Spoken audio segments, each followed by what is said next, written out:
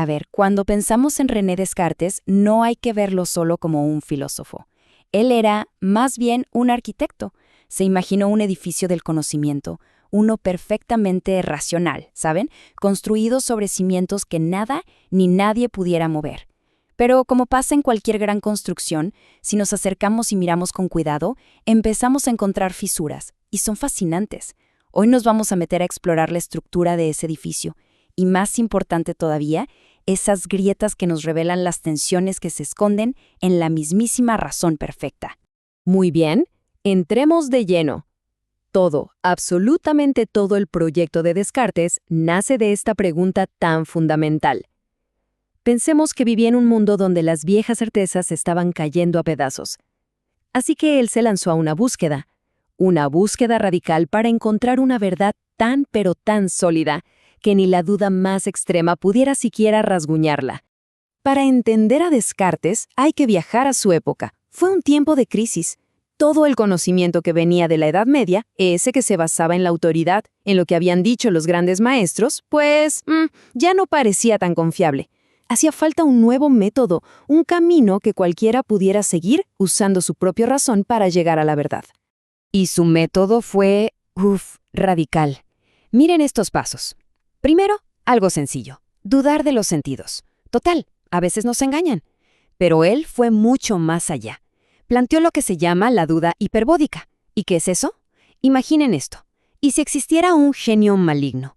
Un ser superpoderoso y astuto, dedicado solo a engañarnos en todo, haciéndonos creer que 2 más 2 son 4 cuando en realidad no lo son.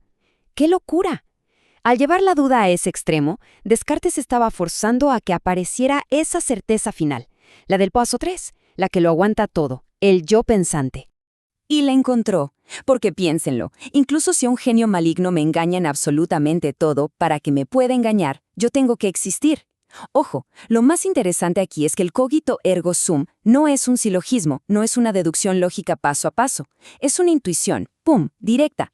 En el mismo momento en que dudo, en que pienso, mi existencia se revela como una verdad absoluta. Este es su piedra angular. Y a partir de esta primera certeza, de este primer ladrillo, Descartes establece su regla de oro para todo lo que venga después. ¿Cómo vamos a saber si algo es verdad? Pues tiene que ser evidente. Tenemos que percibirlo con la misma claridad y la misma distinción con la que percibimos nuestra propia existencia al pensar. Esa es la norma que va a guiar toda la construcción. Bueno, ya con el cimiento del yo bien puesto y firme, Descartes empieza a reconstruir todo el edificio de la realidad, y su sistema es básicamente una arquitectura de 3 sustancias. Esta tabla nos lo deja clarísimo. Para él, la realidad se parte en 2. Por un lado, la res cogitans, que es la cosa que piensa, o sea, el alma. Es inmaterial, no se puede dividir, y su única chamba, su esencia, es pensar. Y por el otro lado está la res extensa, la cosa extendida, el cuerpo, el mundo material, todo lo que podemos medir y tocar. Su esencia es la extensión en el espacio. Son 2 mundos, 2 realidades totalmente diferentes y separadas. Pero aquí, claro, surge un problema. Si solo estoy seguro de mi propia mente, ¿cómo sé que el mundo de afuera es real y no es otro engaño del genio maligno?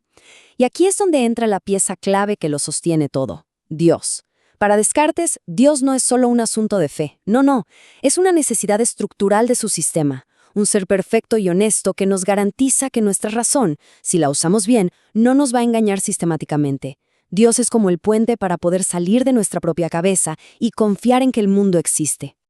Hasta aquí todo suena perfecto, ¿no? Lógico, sólido, un edificio impecable. Pero ahora viene lo bueno.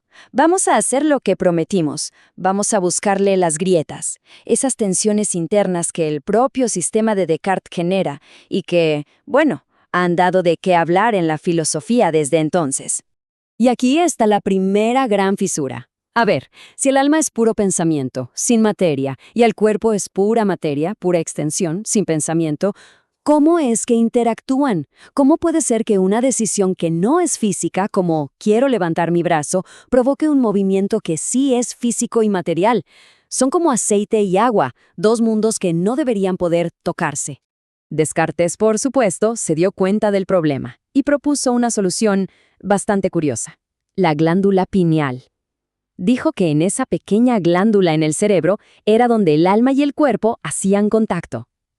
Pero claro, muchos, incluso en su época, vieron esto más como una forma de nombrar el misterio que de resolverlo, porque al final del día sigue sin explicar cómo dos cosas tan radicalmente distintas pueden de hecho tocarse.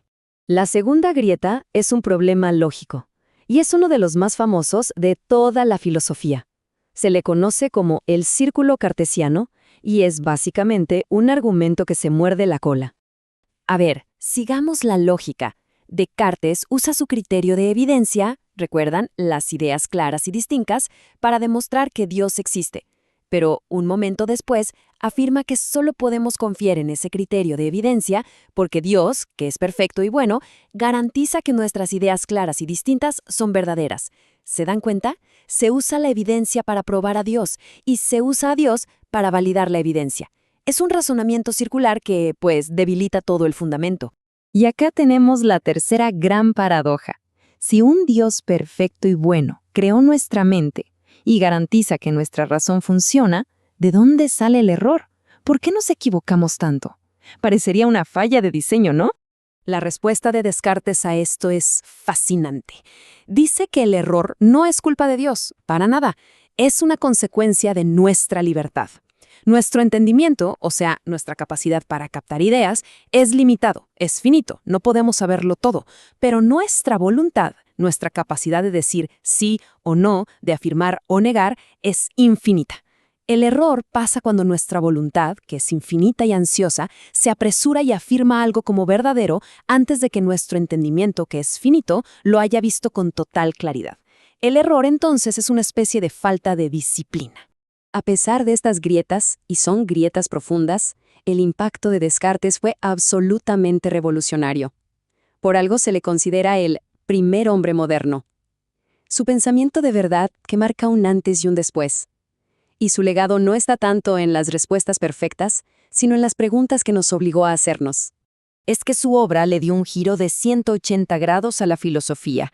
La verdad ya no se busca fuera, en una autoridad, sino adentro, en el sujeto, en la conciencia de cada uno. Prácticamente fundó la física moderna al ver el mundo como un sistema matemático y estableció el ideal del racionalismo que iba a dominar Europa. Más que darnos un sistema cerrado, lo que hizo fue enseñarnos que el pensamiento primero tiene que ser crítico con sí mismo, tiene que buscar sus propias raíces.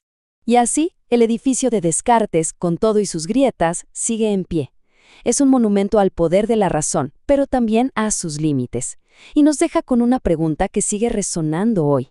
Si el intento más serio y riguroso por construir un sistema de verdad basado en la razón pura termina mostrando sus propias fisuras, ¿eso significa que hay que tirar la razón a la basura?